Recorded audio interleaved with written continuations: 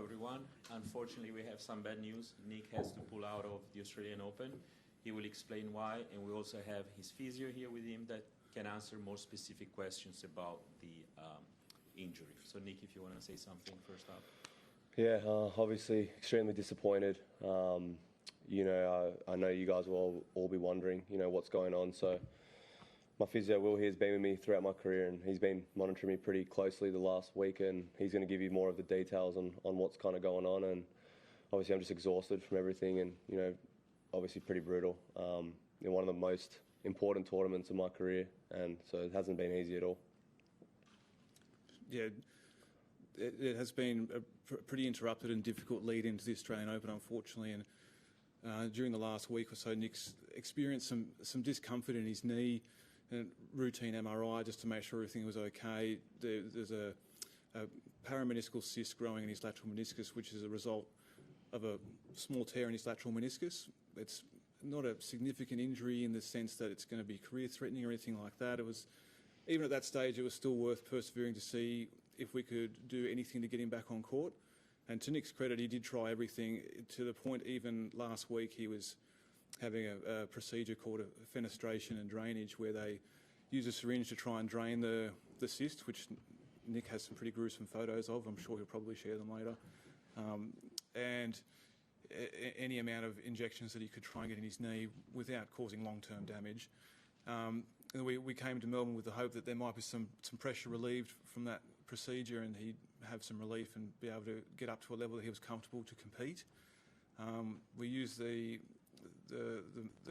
match, the charity event against Novak, as a gauge to see if he could compete at that highest level. He didn't pull up great, and he still tried to give himself every chance in the following days to have subsequent training. But it was clear that with each passing session that he was getting sorer and sorer. So I think we've made the sensible decision to withdraw him, because at this stage he wants to feel mentally comfortable that he can go 7 matches, he can go the distance, and he needs to be able to do potentially 7 3-hour matches. Getting on the court simply wasn't enough for him. So the situation now is we wanted to prevent him from having further injury or making that injury worse. So now he'll go back to Canberra at the end of the week. He'll have an arthroscopic procedure to clean up his lateral meniscus and remove the paralabral cyst. And then from there, it's a relatively straightforward recovery through February for him, and very realistic to be back on the court for Indian Wells.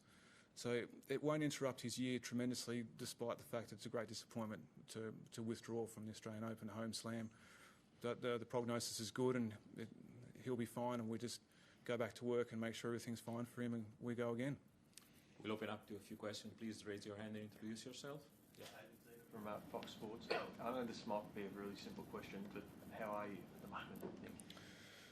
Yeah, obviously a mixture of emotions. I guess after the US, it always goes back to the last Grand Slam I played was the US Open, and obviously extremely hard. I was extremely hard on myself after that loss in the quarterfinals, obviously thinking that I could win it from there on, and obviously just had Oz Open was on the back of my mind from that day forth as soon as I got off the court against Kachanov, and I always wanted to just do everything right and train right, tick every box, and just be ready for the Oz Open. And obviously this coming around is just bad timing. But that's life, injuries are part of the sport.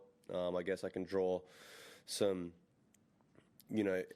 inspiration from someone like Thanasi, who's had a bunch of injuries and has bounced back. So look, I'm not doubting that I'll be back to my full strength and playing the tennis I was playing prior to this event. So yeah, I'm devastated, obviously. It's my home tournament. I've had some great memories here, obviously last year winning the title in doubles and playing the best tennis of my life probably, and going into this event as one of the favourites. It's brutal, but all I can do now is just look forward, do what I need to do, and just come back.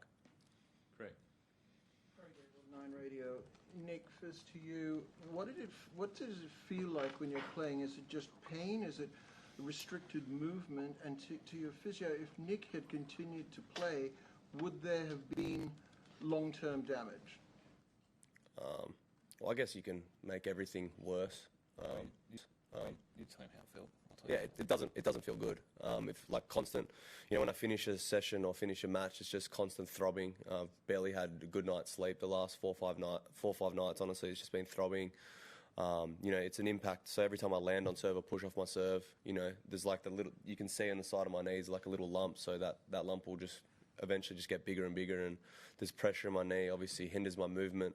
So yeah, the only real way you can get rid of it is to open it up and just get rid of it. Yeah. In terms of making it worse, it absolutely could get worse. The very small tear that he has in his meniscus could turn into a much more complicated one, and then he would end up losing a large chunk of his meniscus, which would affect his long-term prognosis. And then playing with pain and compensations is always a problem. You have to play at the highest level with some sort of pain at times. It's not possible to compete all the time at 100% fitness, but when you have significant pain and it alters how your muscles work, you can definitely cause problems, and particularly in around the back of the knee if your hamstrings aren't firing. My concern would be he could tear his ACL or do something that would be career-altering. So to lose a Grand Slam is a step backwards, but to make sure he doesn't do something more significant is far more sensible. No, the Baker's cyst is something that goes out the back of the knee. This is going more out the side of the knee. It's a parameniscal cyst, and it's sort of right in the way when he bends his knee. The Baker's cyst is more out the back. It's very similar. Is it caused by anything in particular? It's the tear in the meniscus which opens up the hole, which then the fluid can extrude into. Nick, did you, I guess, wait as long as you could just to see if there's any chance that you could? Definitely. I got off the court yesterday and was dealing with it, and we were going to make a call then, and I was like, I've worked so hard to put myself in the position, to be, I was ranked outside the 100, a year ago, and now I've had the year I had last year and back inside, the 20, being seeded at a Grand Slam, feeling as good as I'm feeling and playing the way I'm feeling. Yeah, I wanted to give myself a chance. Like, it was probably, I had some hope, but after today I hit with Thanasi and someone who's playing the way he's playing, and he pushed me around the court a little bit, and, that was more of a realistic type, a hit of the intensity that was coming. So it was easier to make the call today. Last two questions, please, Simon and Mark. Nick, you mentioned the other day about the stresses involved in building towards this Grand Slam in particular. How was it extra stressful knowing that you had, issues with your knee and trying to get ready? Yeah, definitely. There's always outside noise, especially with me. Like, seeing people or past players saying, "Oh, he's doing his own thing." Like, I'm dealing with my problems, and this was something that I was just dealing with as well, as managing expectation, trying to get my body right, trying and feel good about my game.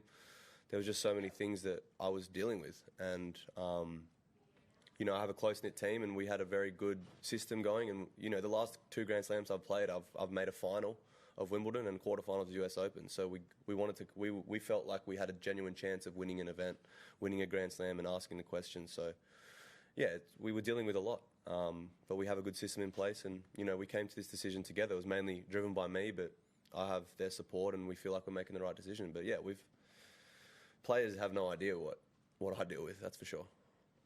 Last one, Mark. And the age, really sorry to give the news, Nick.